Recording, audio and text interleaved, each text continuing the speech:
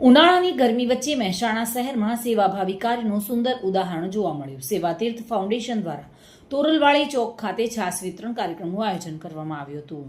કાર્યક્રમ દરમિયાન મહેસાણા મહાનગરપાલિકાના મેયર સોનલબેન ઓઝાએ પોતાના હાથે નાગરિકોને છાસ પીરસી ગરમીમાં રાહત અને ઠંડકનો સંદેશ આપ્યો હતો. આ પ્રસંગે deputy mayor Rameshbhai Rajput, councillor Hiteshbhai Chaudhary તેમજ વોર્ડ નંબર 4ના ગીતાબેન ચૌધરી સહિતના આગેવાનો ઉપસ્થિત રહ્યા હતા. સેવાતીર્થ ફાઉન્ડેશન દ્વારા આયોજિત આ સેવા કેમ્પમાં મોટી સંખ્યામાં લોકોએ છાસનો લાભ લીધો હતો. કાર્યક્રમને સફળ બનાવવા છાસના દાતા અનિલભાઈ ચૌધરીનું વિશેષ યોગદાન રહ્યું હતું. આ સેવાકીય કાર્યક્રમને સ્થાનિક નાગરિકો દ્વારા પણ આવકાર મળ્યો હતો. ભાવિ સૌથી પહેલા તો સેવાતીર્થ ફાઉન્ડેશનના દરેક સભ્યો અને પ્રમુખ મહેશભાઈ સર્વનો ખૂબ ખૂબ આભાર. અને હું એટલું કહીશ કે આ બધાને જે આ ગરમી પડી રહી છે આટલી, અને એમાં એક આ સેવાનું કાર્ય છે, તો બધાના આશીર્વાદ પણ એમને મળશે આટલી ગરમીમાં.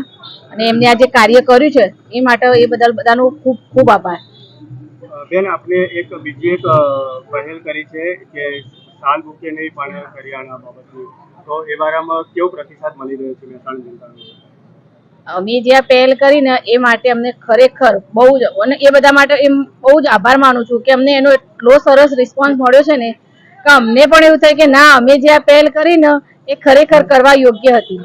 અને અમારામાંથી પ્રેરણા લઈને પણ ઘણા આ કાર્યમાં જોડાઈ રહ્યા છે અને બહુ મોટું યોગદાન આપી રહ્યા છે. સેવાતીર્થ ફાઉન્ડેશન જે નામ આપ્યું છે એ નામનો હેતુ સિદ્ધ કરી રહ્યા હોય એવું દેખાય છે.